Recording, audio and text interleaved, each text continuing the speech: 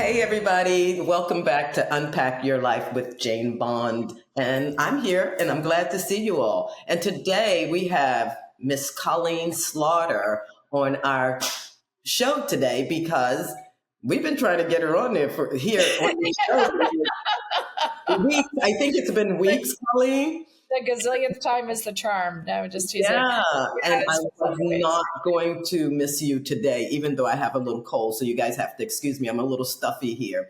But Colleen has come to us by way of Lyon, France. And she's there teaching people how to be inspired by role models and become leaders. And her company is called Leadership International. Is that correct, Colleen? Correct me if I'm wrong. Authentic Leadership International, actually. Authentic Leadership International. And guys, you know, I'm all about authenticity throughout life and showing up as yourself and not an imposter. So this is a great segue into having Colleen talk to us about what exactly does she do all the way over there in Lyon. Because you're American, right? I am American. I grew up in Kentucky. Oh, wow. Yeah, Okay. Texas, not too far from you. Actually, Louisville, as they say. You know, everyone else is Louisville. Louisville? Have you been there?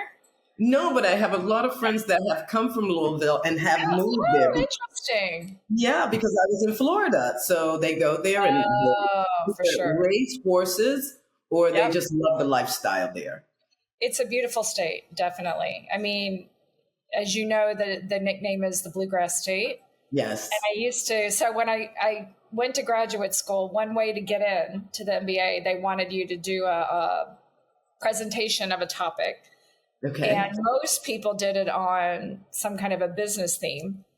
But as a Kentuckian in France, nearly everyone encountered, the only thing they know about Kentucky is Kentucky Fried Chicken. So I chose to do my presentation on Kentucky. Oh, okay. Oh, I thought you were going to say Kentucky Fried Chicken. On Kentucky, just overall. And one of the pieces is that it's the bluegrass state. And it was like, why bluegrass? I mean, we know about bluegrass music, but that comes from the nickname bluegrass. And then why bluegrass? And then it was the Native Americans that first walked on the land there said the grass is so green, it looks blue. Oh, wow. Okay. Yeah, it's really beautiful, really green. What Especially right around Lexington. Huh? I said that's a great little tidbit right there. Yeah, it's true though. Yeah. Yeah, that's a good trivia for someone. Because I would have personally said that because of the music, but that makes sense. The grass is so green, it looks blue. Wow. Exactly. Okay. Yeah, it's a real deep green, greenish, bluish. In the sun, it looks bluish. Wow. Okay. That's something. It's really pretty if you drive around Lexington, where most of the big horse farms are. Amazing. The horse farms are breathtaking. Oh, wow. I'm so sure. Highly recommended.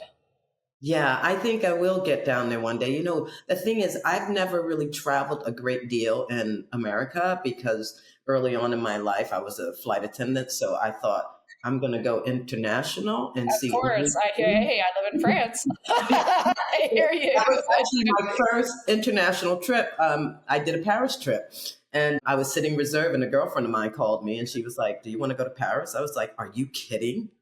You know, you're 20 years old. You're like 22 years old and you're like, are you kidding? Of course I want to go to Paris. You know, so we took the flight to Paris and that was my first international flight as a flight attendant. So I traveled a great deal internationally because I thought, I'm not sure what type of job I'm going to get because I have gone straight from college into being a flight attendant. And they're probably like, so what did you do?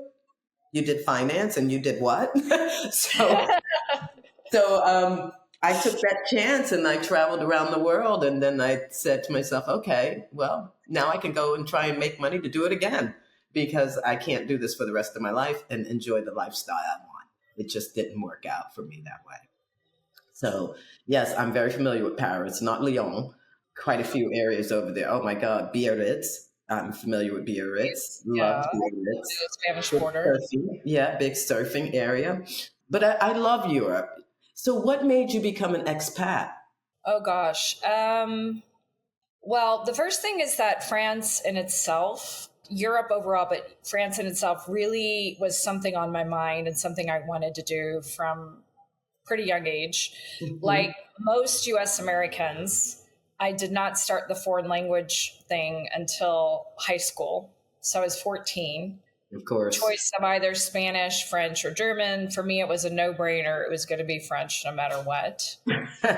And as a senior in high school, I was part of the French club, and some alumni from that high school came in and said, whatever you do, keep taking French in college. Like, you will probably try to talk yourself out of it because there's more, quote, especially in Kentucky, right, more practical subjects. Right. Just keep doing the French thing. So I had AP level core credits from high school. Mm-hmm. So I was able to fast track a lot of the stuff in the university. And what I ended up doing in the 4 years was getting 2 degrees instead of 1. And I went ahead and used the credits also for French. And as a sophomore in college, there was the opportunity for me to come to Paris for a semester.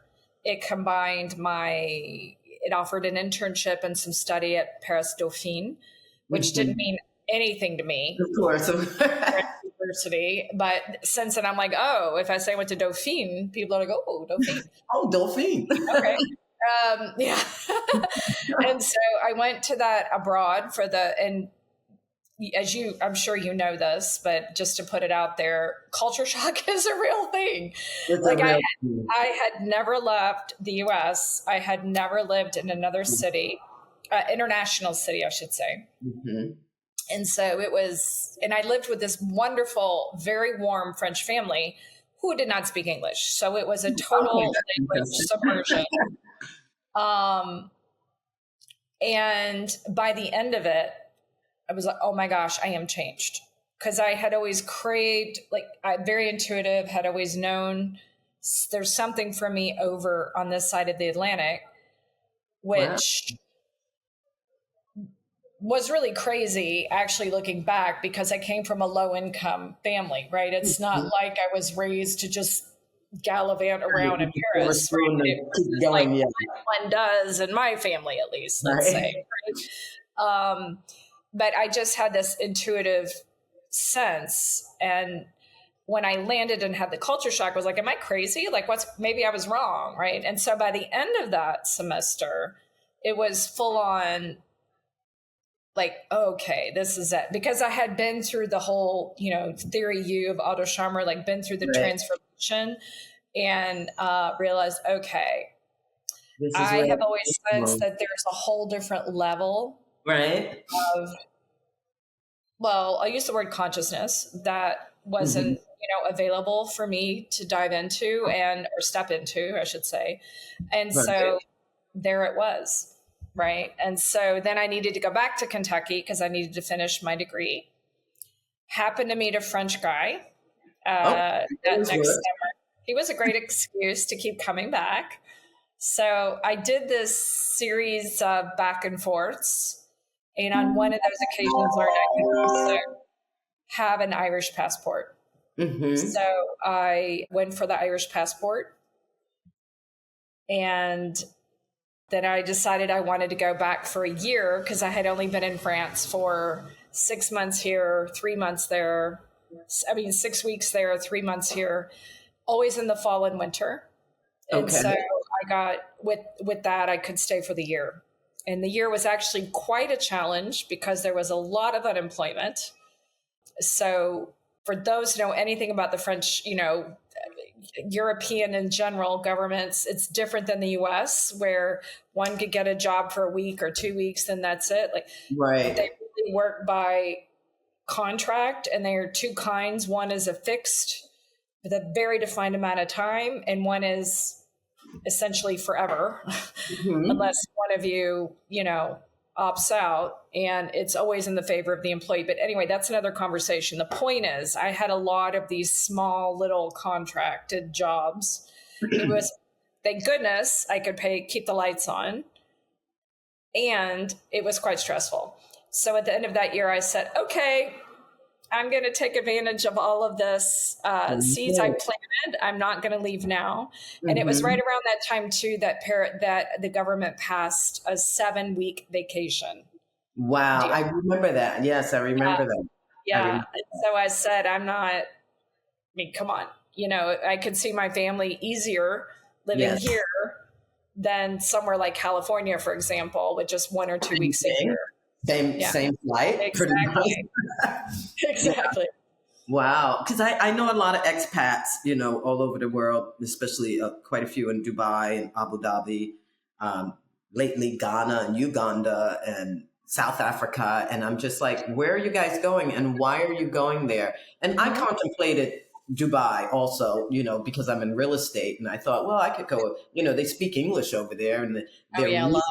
they're really going really after for a lot of nationalities. yeah, For sure. and a huge expat community over there, and they're really going after the industry as far as real estate is concerned. So, being a mentor and someone that really loves role modeling for people, I considered it, and I still am considering it because I have just kind of unpacked my life and decided to live completely authentically with who I believe I am inside. And I had to come to terms with that. And that's what made me create this show. I was not living a truly authentic life and being myself, even though I had all the shiny things, the baubles, I call them, the home, the cars, the jewelry, the whole lifestyle. But I realized I wasn't happy because I wasn't being me and I wasn't surrounding myself with the people that lift me up. And that really threw me for a loop. And so, it was very interesting when I read your answers to your questions, which I thought was truly amazing. And I couldn't wait to talk to you because I read it. And it's one thing you really stuck out to me that you said. And I think I asked you something about what made you decide to live authentically and would there be something that would stop you? And you said immediately your answer was no way. I will not go back to being that person, basically. Yeah. And wow, I really get that. A lot of people don't get that. And a lot of women like us don't have the wherewithal after being in long-term relationships or financially fit, to be able to walk away from everything. And basically that's what I did. I walked away from everything and decided to start my life over and live completely, authentically Jane Bond and not under anyone else's terms and just live on my terms, do whatever I want, make myself as happy as I can, because what I've realized, Colleen, is that no one on this planet can make you happy but yourself. It has to come from within.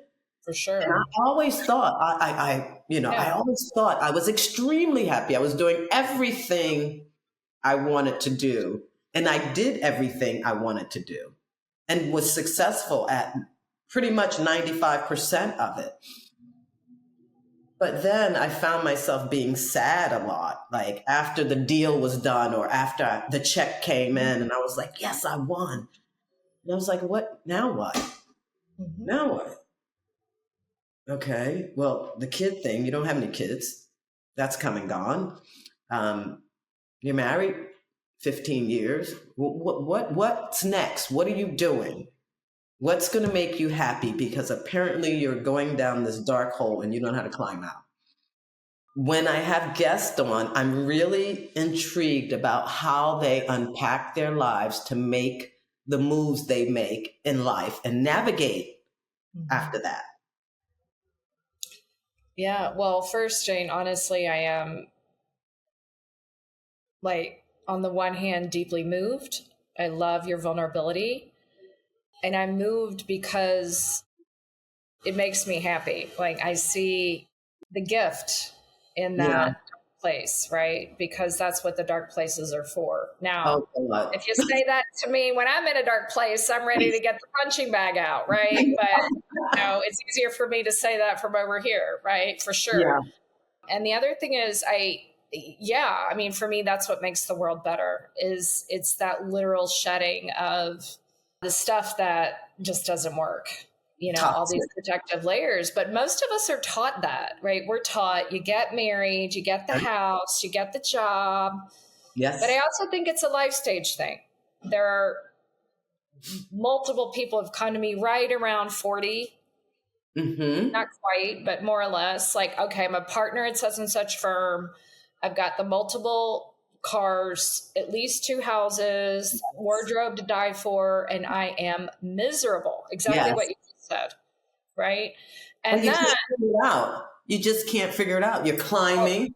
You're happy one day. You're crying the next. Exactly. And that's, actually is a very big segue into, and can say both things, right? Talk about both things. But what I love to do is inspire and set a safe space for people to step into leading from the inside out. Right.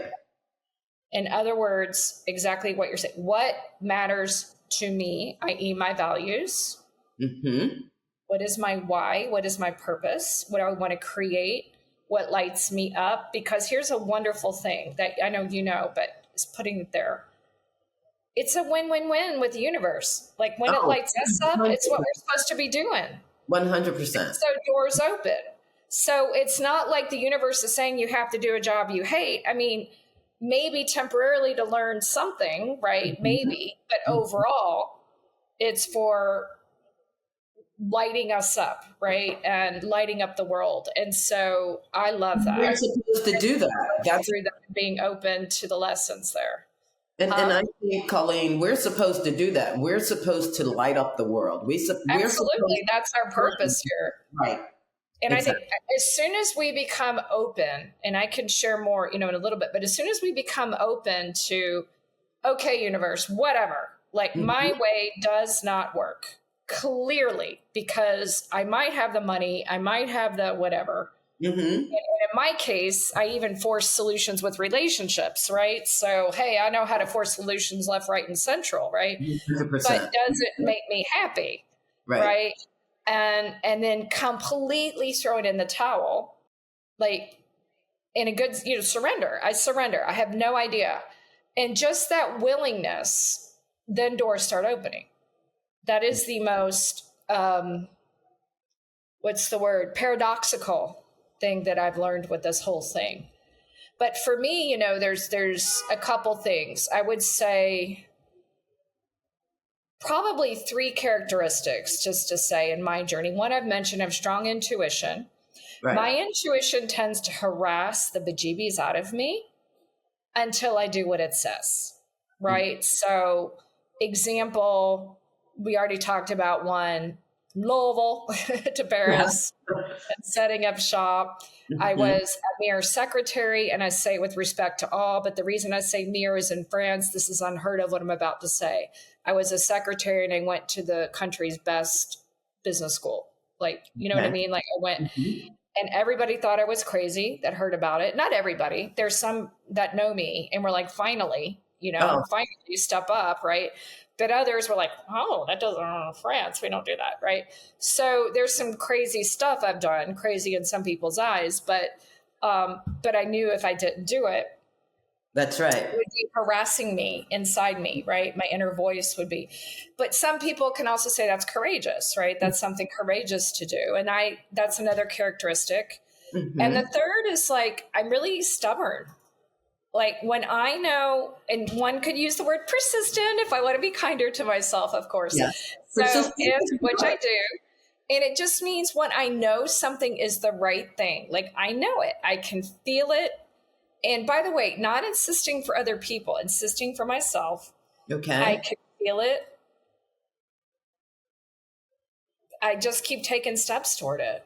Right. And so those are in a nutshell, right, lays out the characteristics. Now, we'll say this too. I've also learned how to listen to my body. So there have been a number of occasions, like when I moved from traditional paid consulting work to having my own business, and obviously then being an entrepreneur, I listened to my body. My body would just light up with this expansive feeling. And I was like, that's what I'm supposed to be. I'm supposed to be in coaching, right? I'm supposed to be, right? And that I would just follow the body, like follow the excitement, the expansion. Right. And so that, and to those of us, those listening who might, if you know about Myers-Briggs, right, and BTI, and want to know, that may be sounding, well, that is not concrete enough. That doesn't feel like dots are connecting. I don't exactly know what to do. Yeah, well, that is how transformation works. Like we take exactly. steps forward, we take a few steps backward, we zigzag. But a lot of it has to do with our intention to evolve. And as you know, you've used the word be happy, be truly happy, but not happy according to my definition, because I just end up having a life that's painful if I do that. But if I let go and trust that actually I can be happier by having to know every step and every detail, because that just has never happened. I've never had a complete instruction set. I've just followed my body, my intuition. Yes, there are moments I'm impetuous, so I've learned to also use rational brain and, you know, like no more moving to Paris with no plan for making money, like not going to do that again. We change those thoughts. Yeah, we start thinking, oh no, the no money thing is not going to work. Yeah, exactly. So I mean, part of it was the youth, mistakes of youth, but overall, absolutely, exactly what you said. When we really nail into, right, when we can kind of glam onto that. And I agree completely with you, that notion, what are we here to do? What is the whole point of this? Like, this is a painful world, right? Like, really, let's talk for real. Like, what the heck are we doing here, right? And when we can really get on that higher balcony and see, well, I believe we're here to learn and evolve and actually learn how to love more, right? Absolutely. And that learning how to love more involves, of course, letting go of these layers, ironically, the layers of protection that keep us separate from each other. But to do that, we first have to learn how to love ourselves, right? And so, as you know that, and a big part of that is, ironically, letting go of our own way. It's just, there's so many paradoxes involved here, but yeah. I understand what you're saying, because like you said, you know, initially, we're taught these traditions. And, you know, for me, the last part of my hurrah in my 30s and 40s and really enjoying my life, I was like, okay, so now what, Jane? You've done all the traveling, you made your money, you're happy with where you are in your life during this season. Now what? Okay, so you've never been married before. Okay. You started putting that out there in the universe a few years prior, and boom, next thing I know, I was married. And I was saying to myself, wow, okay, so this is... Can I have some of that? No. I was like, so this is interesting. I'm a big universe person. I'm definitely I'm a life coach, of course. I believe in mentoring people and sharing with people all the time. I'm that constant person. If I'm your friend, I'm your constant friend. You don't ever have to worry about me not being there. You know, it's always me saying to myself, wow, I thought we were really good friends. Where were they when all this is happening? And I was putting things out there. I remember saying, check on your strong friend. But I was talking about me, which was really interesting at the time, because the pain that I was going through. And I really haven't gotten rid of all of it. It was traumatic, but it was traumatic a different way. My trauma, people would look at, oh God, that's trauma. But you know, everybody goes through their own trauma in different ways. And anybody that really knows me, I am a free spirit. I love being out here. I love meeting people. I love talking to people. And my mantra in the morning is, you know, universe, I'm open. What are we delivering today? Because I'm ready. I'm ready and I'm open. And I want all of that to come full front, and send me a message today that it's coming. in reality. So I'm really happy about where I am now. And I'm doing the work to really unfold all of this so I can be that dove that just flies out of my own hands and say, oh my God, I'm free. I'm happy. I'm free to think. I'm Yeah. free to do. I'm free to explore and be adventurous again and not live under anybody else's terms, on anybody else's terms, whether that's a friend, employer or employees, anyone, no one. I don't want to live under anybody's terms but my own.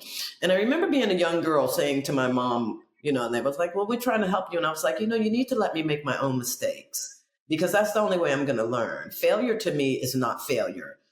To me, that's what moves me closer, to that platinum ring. I'm not looking for the gold ring. I'm looking for the platinum ring, So with that being said, I want to ask you, Colleen, when was there a moment in your life where you knew you had to pivot and unpack what was the importance of unpacking your life at that time? Because it seems you wanted to live authentically like I do. And there's a process, of course. Oh my gosh, there's multiple moments. I'm still stuck on something you said, though. I just wanted to share this for a moment, and I want to answer this. But Dostoevsky has this beautiful quote, and I'm ad-libbing, but he talks about, we think security is staying in our little cage, but it's actually not security. Security is when we're flying free. That is the real security. Right. So just putting that out there because it's one of my favorite quotes. But for me, there are multiple times. But you know what? The one that comes to mind intuitively, and I'm going to go with it, is when I needed to end a relationship about 5 years ago. And I had been in a long-term relationship with someone that, bless him, because it's totally his choice. But he just is not someone that wants to evolve, wants to look at himself. Again, it's totally his choice. And for years, I thought, well, I've made the choice to be in this. Right. I have to kind of suffer along. I'm going to stick with it. No. Yeah. Yeah. And I've been part of a system with a lot of people I admire, right? And the kind of work I do. And some of actually the best in the world they are. And they would look at me and basically say, it's really clear that you have talent. It's, you wouldn't be part of this group if you didn't. But where are you? I'm like, what do you mean? I'm right here. I hate that question. You're not here. And I would say, I don't know what you're talking about. I'm right here. You're not there. And it wasn't until I made the choice to leave that person that I realized, and the part of the leaving him, by the way, was not easy. It had gone no, of course not. I had gone to a spiritual mentor, and she had said, your wings are clipped. You need to fly, right? Your wings are clipped in this. And it wasn't until then that my wings were clipped too. Yeah, that I realized, oh my gosh, now I know what they're talking about. Because as somebody had mentioned to me, that really resonates when you have any relationship, not just romantic, but when you have this come together here and one person chooses to deepen her self-awareness, her self-reflection. And I don't mean better than, hear me. No, of course not. Level of awareness and energy, right? Absolutely. And the other one is very interested in his iPad, right? Which is fine. A lot of people are like that. Like probably not the ones listening to this podcast, because people who want to listen are there to evolve. Right. However, okay, this was the way things were going. There are a couple of options. He decides, ooh, let me get my act together. Boop, boop, boop, boop, boop, boop, right? That wasn't happening. So for years, she said, let me make myself small. Let me fit in. I know. I'm not all I am, right? And I did that for years. And that was the whole, where's Colleen? Where's Colleen? Oh my God, Colleen, you don't. So as I wasn't going to do this anymore, It had to be this. Right. Right. And listen, I'm a mom of 2 girls, and he comes from a culture that says, and family culture and national culture that says you never split up when you have kids. Right. Whereas you said, I don't think so. I want a role model. I want to role model happiness, not being dead inside to my kids. Right. And again, I'm not blaming anyone. I'm saying when things are not a match, they're just not a match. Right. And so that's a personal example, but you know, I have many on the work front. There's one where I went in when I made a huge step up in my career, and I started working with people I really admire. And I, honest to goodness, threw a temper tantrum. I am not exaggerating. Like, I made a total fool out of myself. Wow. That I spent 3 years rebuilding trust afterward, right? They say trust goes out like a wild horse, comes in like a snail. It ain't a joke. And that was like a real coming to, you know, use the phrase that's out there, not to be offensive to anybody, come into Jesus with myself moment. Definitely. Because it was like, really, Colleen, this is the last house on the block. And what I mean by that is I had used all kinds of excuses about all the other, to myself, about all the other work situations that didn't work out. It was like, it ain't going to happen here. This is going to work. This is going down. 4 ducks in a row, Colleen. Yeah. Right? Like, hello.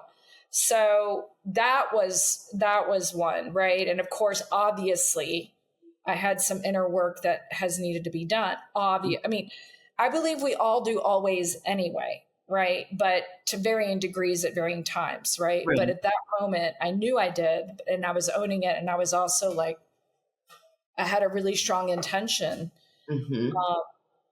to show my best side even more. And so yeah, those are 2 examples. So in both cases, and that's what I heard you say earlier, Jane, it's not like, it's like, bing, oh, I'm inspired to change my life and everything will go smoothly from here on out and I will forever be the best version of me. No, it doesn't happen like that. It took me 5 years because COVID hit, and then the 3 years we lost of our lives. You know, they were very significant years. Before I knew it, I was sitting there saying to myself, oh my God, so what are you going to wake up and you're going to be 70 and you're going to be angry as hell at everybody and everything around you. You're going to hate yourself for not spending time with your family. You know what this is about. This is not who you are. Why are you making yourself? You're allowing yourself to be small, you know, and no one puts baby in the corner, right? You know, when the new baby is there or the baby is there, everyone's gaga over them. So why am I being put in the corner and my light is being darkened? And it's only because it's me. I have control over this. That's what I had to grasp. You're the one that's always giving that advice and sharing with people what you would not do and how you would not stand for this. And everything you're doing is going against the grain, girl. That's what I was telling myself every day. Everything you're doing, everything you talk about, you're this strong woman to all these people, but you're not being strong to yourself. You're not being who you say you are. Yeah. And that was the worst part for me because I knew I was being an imposter and I was not showing up as Jane, the Jane that everyone loved and wanted to be around. I was showing up as the Jane that I didn't want to be around anyone and I didn't want to give anymore. And that's not me because I always give. I'm always that person that's going to share her knowledge with you. You know, the word, can I pick your brain drives me crazy, but I have enough brain and enough wisdom underneath my belt that I'm happy to give it out. I'm happy to help anyone who needs my help when it comes to it. A lot of us are, but we can't give what we don't have, right? So we can't give from an empty bucket. Right. And my bucket was empty for me. I could still give it, but then I would go home and say to myself, what are you doing? You know, because I always think, you know, success in anything, it's not in the chase. To me, success is always going to be found in the ambition, that burning fire, that underbelly ambition to do what you want in life. You know, because we can't walk around apologizing for who we are. Oh shit, if we do that, we're in trouble. We just can't do it. We have to, you know, be out here boldly and unapologetically and do the things that we're here to do. And we find our way, I believe, in the end. Well, hopefully not in the end, but somewhere in the middle. We find our way. Jane, sorry, I had a thought come in. If that's all right, may I interject? Oh, absolutely. Okay, cool. One of my main mentor, who absolutely changed my life, there was a module she taught about worthiness. And it has been probably the most critical aspect of my own transformation. Wow. Because she showed this image of a newborn. And does anybody about a newborn say, well, that child isn't deserving? I mean, unfortunately, there's some nutcases that might say that just given their own stuff. But overall, we look and we see babies as very pure, deserving beings, right? And yet that was us, right? And it's like this notion that there is a distinction between our essence and our behavior, right? And so the essence from the universe is always, always, always good. No question. It's just that our behavior, I'm raising my hand because I fall in this category, is not always good. Right. Right? But what's the distinction between the two? It's just choices. Absolutely. Right? It's the choices we make. So definitely not apologizing for who we are, but more like owning our place, right? I think it was Marianne Williamson, but Nelson Mandela said it about it's our light we're afraid of. Right. Not our darkness, right? We're afraid of that. But I talk a lot in metaphors, you've probably picked up, but one of the images that comes to me often around this is if, as you said, it's our purpose here to bring light to the world, right? Mm-hmm. And all of us have our own unique skills, our own unique talents. It's if the good of the world, the betterment of the world were a diamond or a prism, we all come at it from all these different angles, right? And so if one of us decides to play small or favor our darkness, guess what? That prism doesn't shine as brightly because all sides are needed, right? Absolutely. And so it's just like everybody on a beach has access to the sun, right? It's the same concept. So it's not because one of us shines brightly that someone else can't. Absolutely. It's we all have our spot here because we're all unique.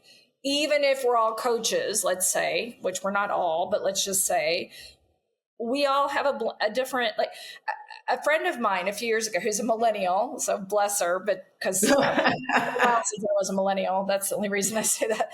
But she said to me, Colleen, did you ever get worried about competition? And I surprised myself because I can be an insecure overachiever, right? And then worry about others. And I'm going to sneeze in a moment. Okay, sorry. It's not me, I'm over here. And I realized amazingly, because this insecure overachiever, at that moment, I realized, no, because I'm going to attract some people, other people are not going to jive with me, right? I'm not the one to help them with their journey because they don't resonate. But someone else will be there and be a great guide to them. And since my overall goal is that the world moves toward more and more light, it's all good, right? Absolutely. So I don't have that fear. And so those are some things which come to me. I think a lot of us, again, first in line, can come in that mindset mentality of deprivation. Absolutely. Win, lose, when actually that's not how the universe works. No, you're absolutely right. What does authenticity mean to you in your life? Yeah, great question. It means being really honest with myself first, which took a while because I'm a recovering people pleaser, right? It took me until a few years ago to really be real around that. It really was a process, but it's first being honest with myself and then honoring first and foremost my relationship with myself, and not in a me kind of way. Right. But in because acknowledging it's not all about you, right? No, It's oddly, but it is about prioritizing my relationship with myself, because every right. other, in a way that I meet my own needs so that I don't go into other relationships, gimme, gimme, gimme, gimme, right? Mm-hmm. That I'm showing up whole in my relationships. And therefore, like the bucket metaphor I said earlier, I can give from a full bucket, right? But now, and again, it's been a process, I give when I want to or can, not because I think I should. Should is a word, like shoulding on myself, I stopped doing, Right. right, a long time ago. And so it's really about honesty. I think it's really, that's what authenticity is. It's honesty with myself. And listen, I'm also call myself out on stuff, right? That's it too. Like Mm-hmm. when I'm wrong, when I could have made a different choice in my behavior, for sure. Because Right. as you said, it's a learning journey. And to bring in Nelson Mandela again, right? He said, I never lose. I either win or I learn. Makes Exactly. sense. Makes Right. sense. And so it's about honesty with myself. And when I have a really solid relationship with myself, every relationship around me is a direct reflection of the one with myself. So when I'm kind, honest, gentle, but yet firm sometimes, right? I have to be firm with myself too. That's what I am with other people. Yeah, when I'm mousy with myself and not wanting to meet my own needs, then I'm going to others and being mousy, and right. I mean, it's the same deal. But So yeah, unpacking, Colleen, unpacking isn't about perfection, with oneself. I think unpacking one's life and really understanding what makes them happy is about raw, relentless authenticity. absolutely, Being truthful with who you are. absolutely. That's not an easy thing, because you can sit there and say to yourself, my God, I can't believe I even said that out my mouth. I can't believe I did that to that person. What am I doing? And it's like I said to you, I always give, give, give. So kind of a pleaser, but I call it servitude also. I'm a Yeah, very service oriented person because of my business. And I go way beyond because I think that's what one deserves, especially when they're spending their money on something that oh, means something to them, especially real estate for us. That's the largest purchase anyone is ever going to make in their lives. So it really resonates with me when it comes to service and being out there for those people. I'm not the agent that goes, oh my God, I'm so happy I made them happy. I found home. No, I'm not that agent. I'm the agent or the broker that wants to get the transaction done as safely as possible. And maybe that's my financial background also, as safely as possible for these people, because I understand how important or the importance of this working out for them financially, or they would not be here in my office with me making these moves. And see, I find that a lot of people also, and I'm just going to digress a little here, as far as personal growth is concerned, they take and this is in business and relationships, they take personal growth as this feel good concept. Well, guess what? Personal growth is your secret sauce.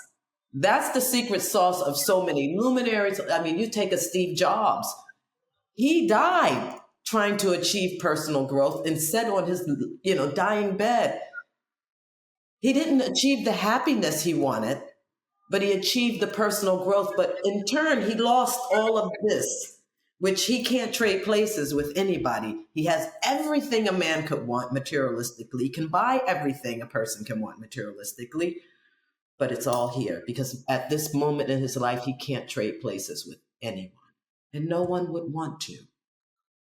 So to me, all of that together, letting go toxic ties, living from a place of freedom, really unpacking what holds you back and being liberated is what's important, I think, to a lot of people. They just haven't gotten there yet. You and I are lucky ones. We're there. I'm still in the process of getting there, but I'm understanding what it means to be whole and human and have a very humanistic view on life with people, because like you said, our world is terrible right now. We're so divided. It's just unbelievable. And that's another conversation. I don't even want to touch that. But our world is really on edge. Everybody you talk to is on edge. You just touch them. You don't know if they're going to pop. You don't know what to say. You don't know who to look at. I mean, even for me, just going back to New York City, a friend of mine, we were going up the subway steps and he was talking about something about man and woman. And I was like, that's just like a man, da da da da da da da da. And it was this older woman coming up the subway steps. You know, in New York, you live on the subways, you know. Sure. If you're like black car on the cab, you're late. So he turned to me and he says, do not include some stranger or any strangers in our conversation. I was like, what's wrong with you? That's a sweet little lady. And I just turned to her and I said, see, this is what men do. And you got so angry. I said, what is wrong? I said, you know, that's what's wrong with everybody. The world is we could be so much more happier if we just let go. You know, let go, be happy, smile at each other. You know, if someone needs help, you should be there, not look at them and keep walking because you don't want to get involved. I don't understand things like that. You know, and to me, I understand fear, but fear has a place. So, you know, how do we handle this in our lives today? Because like I said, life is too short for apologies of who we believe we are at this time, you know. But it's just, you know, I was going to ask you a question, you know, my question to you was, what are some of the lessons you've learned? But you answered that in the last question. Well, but you know, what occurs to me is it's not such a side conversation because what's the real reason I do what I do? Like I've mentioned, the helping people find their light, but what's the real reason? Because I want to make the world better. And how do we do that? How can little old me, little Miss Kentucky, little Kentuckian, right, in Lyon, do that? Which we love, Lyon. All of you are welcome anytime, I promise. Oh, I love it. I love it. Yeah, I live next to the country's largest urban park. It's wonderful. Nice. It has a lake and a zoo and a rose garden. It's lovely. I like to walk there every day. But okay, so here's the deal. It's like Gandhi said, you know, be the change you want to see. And it sounds so trite. It's a quote used all the time, but at the end of the day, that's what we can control. Well, it's just like your why. People think that's a cliche. If you don't know your why. No. A lot of people are too busy on the what and how, and they think the why is accessory, but no. That's a good way of putting it. Starts with the why, because when we're living inside out. So I'll give an example of that in a minute, but we can, that's when we get out of get out of bed on the hard times. Like we want to get out of bed. It's not just to get our salary or so-and-so told us or whatever it is. It's truly because it has meaning for us. Right. So example is about 6 months ago, I've needed to shift my strategy because my biggest client has dried up, at least temporarily. And so I've been doing a lot more proactive reach outs, et cetera. And I've hired a business coach specifically for growing the business. She has quite an energy of doing, right? One would call it a masculine energy. She herself is feminine. I'm not saying she's masculine. I'm saying the energy is masculine. And I was adopting this because I'm like, you know, it's been a slow year for me compared to other years, right? And I'm looking at the pipeline and I reverted to some old ways, which is overdoing. I know better, but I did it. And I realized, wait a minute, what's the whole point of having my business? Right. Like, my ultimate goal were really raking in the dough only, then I would have, you know, joined a consulting and be senior partner by now, right? You know what I mean? Like that's what I would have done, but that's not why I started this. Right. And so why don't I, and some other people who are very loving, and they're also, by the way, very high earners. So it's not just, you know, sitting in lotus position and humming, right, for the next few months. But they said, you know, you're doing too much. You got to let the universe have a part. So that's an example of also getting back to my why. It's not like I'm always on track, on focus. It's like I get back and have more balance where, you know, I plant the seeds, but then I let go of the results. And in my experience, the fear, like one of the gifts of the transformation I heard you say you went through is, number one, I don't think it's that you were willing to go through I think you were willing to learn the lesson in it, right? Mm-hmm. Because so many people, all of us, have upsets to varying degrees, right? Everything from extreme trauma to frustrations, right? And we always get a choice, as you know this, of what we're going to do with it. Are we going to be, and one of my defects definitely can be self-pity. Woe is me, right? And left to my own devices, if I'm not building the gratitude muscle, I can go there. Oh, yeah. Easily, right? Yeah. And so, but it's always a choice. There we go again. Like, how am I going to use this situation? And you are role modeling, learning to use that as a transformation, right? And of course, not everybody does. That's what I think is so sad about the world, right? Is the people that choose, for whatever reason, I call it the ostrich syndrome, right? Mm-hmm. Can't see or hear you. Just keep going. We'll pretend nothing's wrong here, right? I was a part of that. Oh, definitely. Of course.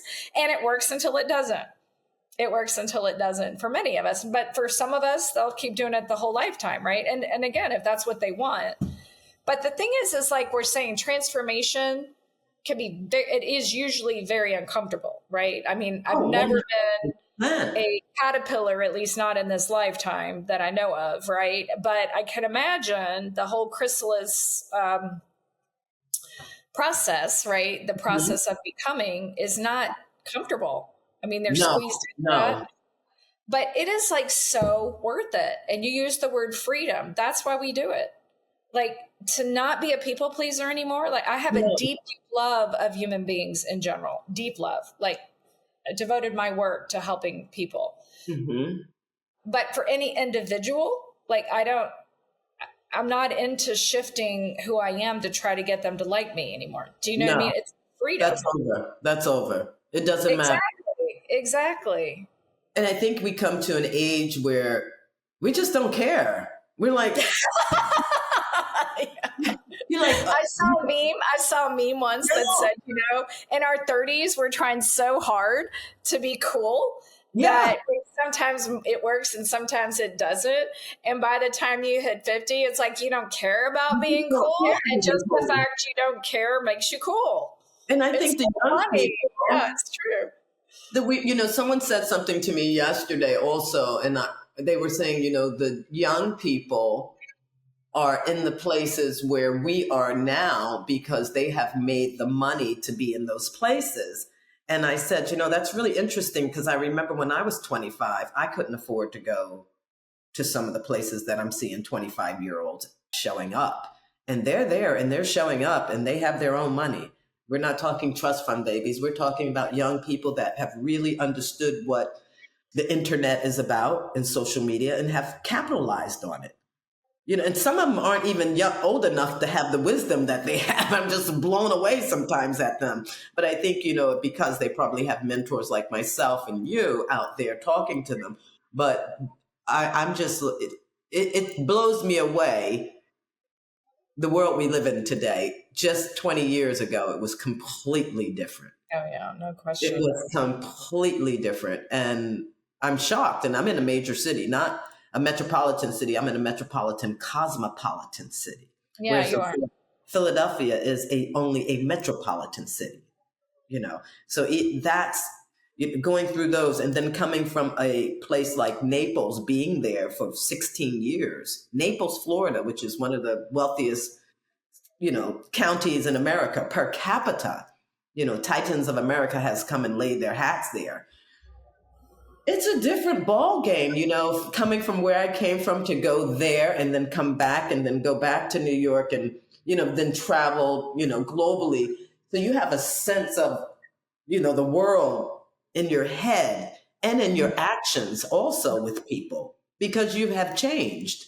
Anybody that's global, like that's truly global and travel the world, they're changed forever, no matter what, when they come back. It's there's not a question. Between the culture, the way things are done, and being here, do we have a sense of freedom? Absolutely, we do. Absolutely. But it's a sense of freedom that we understand and that we have grown up with. But until you go somewhere else, that might be your freedom too. So you never know, and I just think, the world, being in Naples for 16 years and still traveling around the world, it's different from being here now. And my eyes are completely open. And I've always thought I knew a lot and understood a lot. But now it's like life is just completely different for me. Also with my intentions and how I'm going about doing things. And it's really interesting because I thought I grew up 20 years ago. No, fast forward. We're always in the process of growing up. Always in the process of growing, always learning and open to learning. A lot of people aren't open to learning, which is really interesting. And that's that whole fear-based approach I was talking about earlier, like not being willing to learn the lesson, right? Right. Fear. When did you experience, what was your experience in trusting your gut to unpack? I think the biggest thing, and I therefore... Because you said you're a very instinctual person. Yeah, very. Well, I am now because intuition, I believe all of us have intuition. It is not just limited to some of us. But what I think is, what I observe to be the difference is some of us trust it more than others because it is a muscle that we have to use. And I have a lot of clients that will say, well, how do I do it? How do I get started? And I'll say, just go to the grocery, look around. And if you or go to like a fruit market or, vegetable market, and just intuitively, if you feel drawn and you usually get, I don't know, green pepper, and you feel like, but you want to have the red, then get the red, right? Like start on something small. That's not going to have a consequence really, except if you end up not liking the taste, right? But apart from that, there's no big thing. But I think I just built because the more that I see that it works, the more I trust it. In fact, it's it's my best ally. But the biggest example is the going to Paris thing. I already started telling you because, again, it was not easy. I mean, anybody that's lived abroad knows about culture shock. My French, I got out, even though I had several years under my belt, American version of several years. And they don't like that. I got there, I could hardly put a sentence together, right, in French. To this day, I get teased. I just say I'm Celine Dion because I have the American accent. So they say I speak like the Quebecois, the French Canadians, right? When I speak, fine. I'm like, I'm good with that. Yeah, I'm like, well, I speak it and I can facilitate and coach in it. But my point is, I trusted. I started walking across that chasm as though the bridge were there. The bridge was not yet there. The bridge showed itself one little step at a time. And so I have that. I went to HEC from being a secretary. That opened so many doors. Like each time I've just done it, I'm taken to a whole new level. So because I have the track record of trusting, I'm more willing to do it now. In fact, I go, I do it now. Now, some things, and back to my personal life, but like my picker of men was off for a long time. So it better not be my intuition.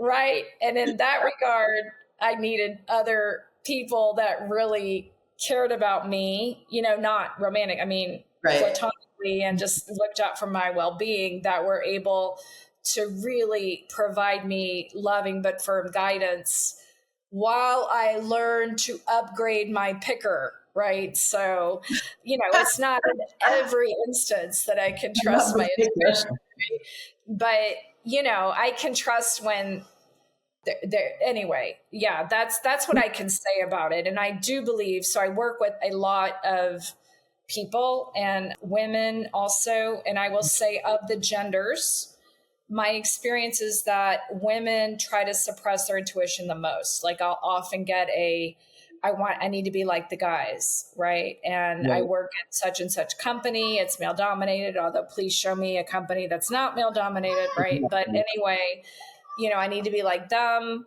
And I'm like, I'm not going to help you be like them. I'm going to help you be like you and own it. And, just really awesome stories of women reclaiming their own talents with regard to intuition. One who moved up 3 times in the time we were together, and now owns her own business, right? So she really learned to trust herself. But it really is, again, it goes back to connecting with ourselves and being honest with ourselves and not, yeah. I'm going to wrap this up with asking you one last question. And you said a quote when you answered your questions. I believe you said it. I think it said it was from Jim Rohn. Yeah. You said, I work on myself harder than I do my business. Yes. Leave us with that. Leave our audience with that. Yeah. Well, go back to the example I said earlier about overdoing and being exhausted, and then being in a place of like getting an energy of push. And yes, I'm US American, but I really prefer, like, Americans, you might know that over here, we have a reputation for being pretty transactional and commercial very often. Okay. I'm just saying, well, that's not me. Like, even though, I prefer relationship and transformation, just pull, right. And not push. But I get into that mode of pushy when I'm overdoing. That's your persistence.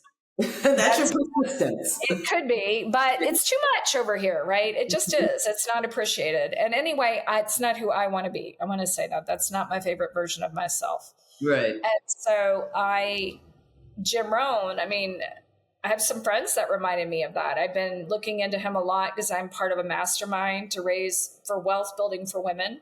Nice. And we're about raising our vibration, right, to attract more in. And the idea is like, where am I being trustworthy? Where am I breaking trust? So just invest. Where am I not being honest? Where am I in self-pity instead of gratitude, right? All these different topics. Where am I going into fear instead of taking the learning from this and growing? All of these questions I can be asking myself. And when I'm focusing on my inner world, the outside world takes care of itself. I don't mean, again, that I just go into a lotus position and wait for everything to happen. I don't mean that. I can't even get in a lotus position. If only, right? If only. But it's like, no, but when I'm, again, my relationship with myself, right? All the relationships around me are a direct reflection of this relationship. So when I'm doing the inner work and I feel the peace, we all have been in conversations before with people that we can feel the desperation.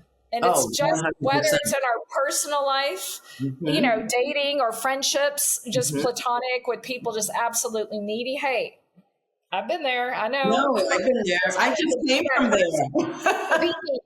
Right? I know what it feels like. And I know what it feels like to receive it.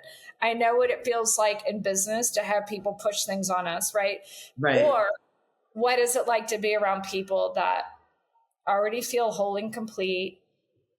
Hey, it'd be awesome, to be in friendship because we can learn and grow together. We can help the world, right? That's a whole different vibe than what can you give me? Right. Right. But that vibe can only be gotten at, I don't even know if that's correct English, but I'll say it anyway. It can only be gotten at by prioritizing the work on myself or the relationship with myself.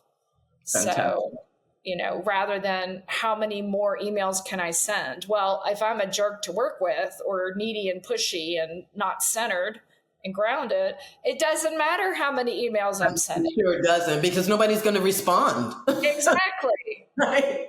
But when I'm grounded, centered, coming with the values that are truly mine, like you said, being of service is one of my values too.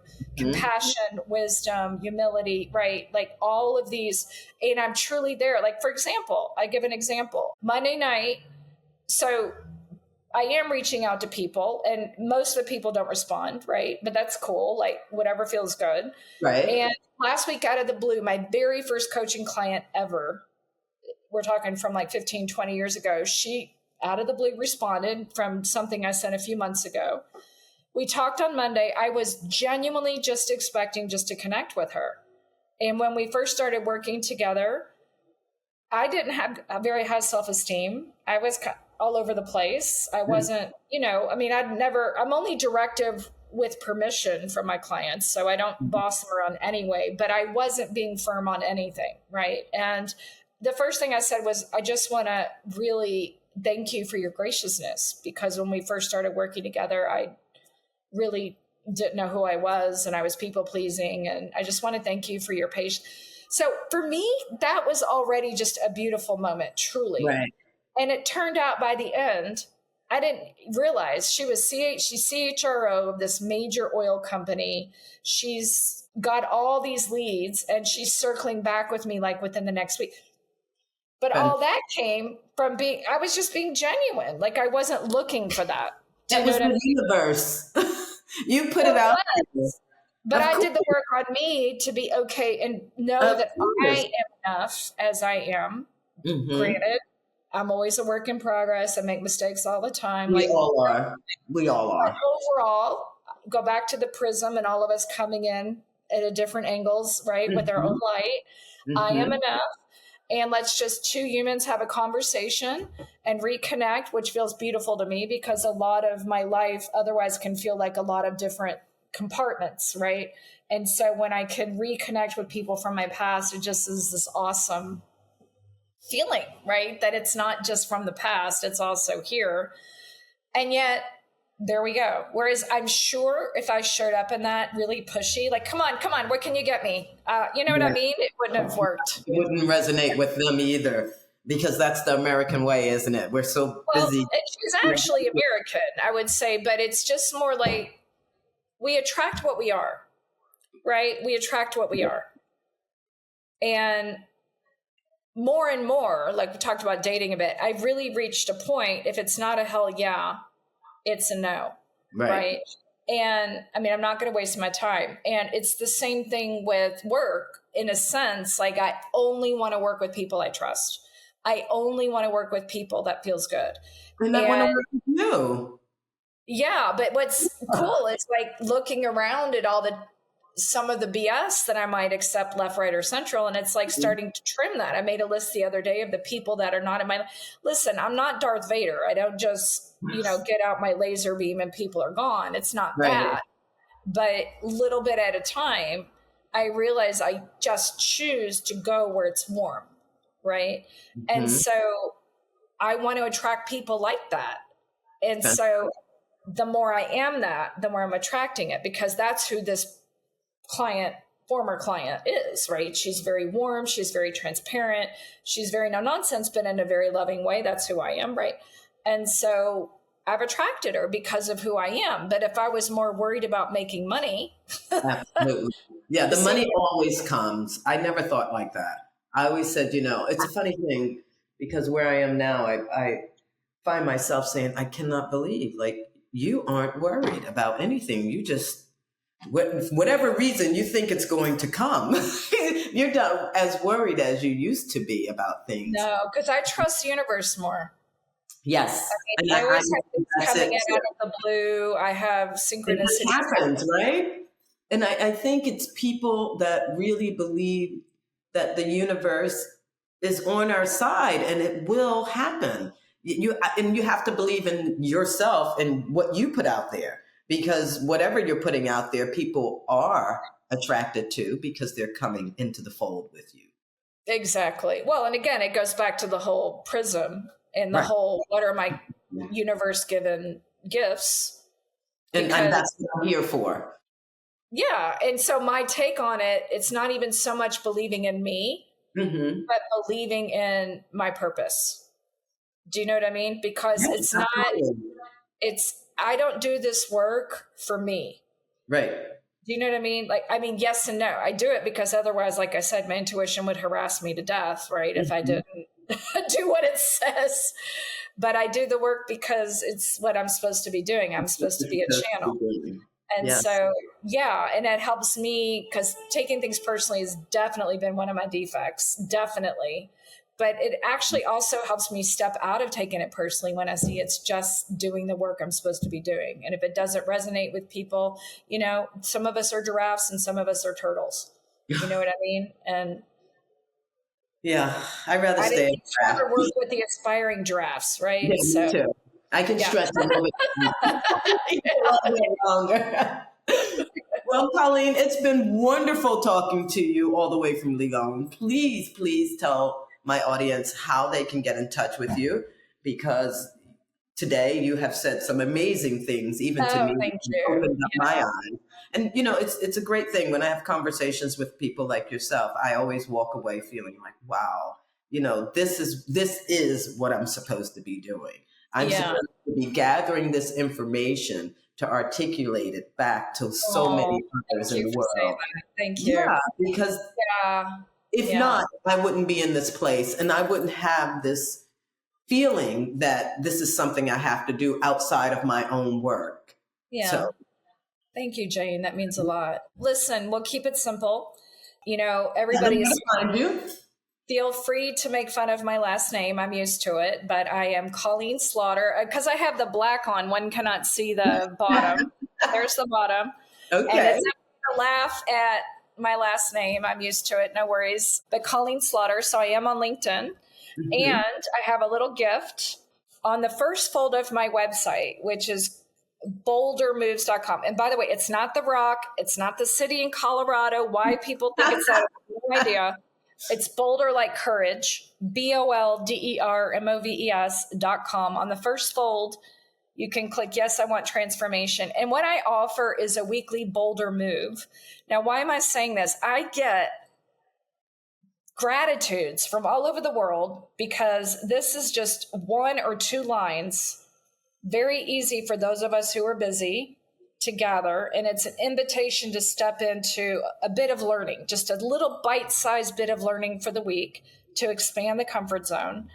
Comes out every Tuesday to your inbox. And, there are times I'm going to send out other offers, but in general, I have a strong policy of not harassing my list and not selling, you know what I mean? Yes. I want you guys to know about offers, but I won't push it. So the invite is to be on the list or let's connect on LinkedIn. Are you on Instagram? I am. I'm on Colleen Slaughter, leadership coach. Yeah. Okay. But if you have Colleen Slaughter, you'll find me for sure. So I'm developing my Instagram presence more. So I have a stronger presence on LinkedIn, but I'm developing more and more Instagram. Well, you would be on LinkedIn. LinkedIn is, pretty much for corporate people. And mostly corporate. I mean, I do work a lot with B2C as well, right? But mostly I'm B2B, but I love people. So any of this resonating with that, we can just have a conversation, right? It doesn't have to mean it leads to anything else. Absolutely. Yeah. Well, guys, I want you to really look into finding Colleen, taking whatever that is next to the website, so you can open that page. Yeah, and just take that little test right and there. See where you are. See where you are, because on Unpack Your Life, this show, we will be bringing people on all the time, like Colleen, and you'll have so many lessons and so many gems that you can pick up and use in your daily life to get to where you need to be, to unpack and live from a place of freedom. So I'd like to thank you all for joining me on Unpack Your Life, and my special guest, Colleen Slaughter, straight from Lyon. Yeah, and Kentucky, right? And Kentucky, you can hear that accent. We love that accent. So Colleen, please stay in touch, and I'll see you soon. Sounds great, Jane. Thank you. Thank you for doing the work you're doing. Thank you. Thank you for being on my show.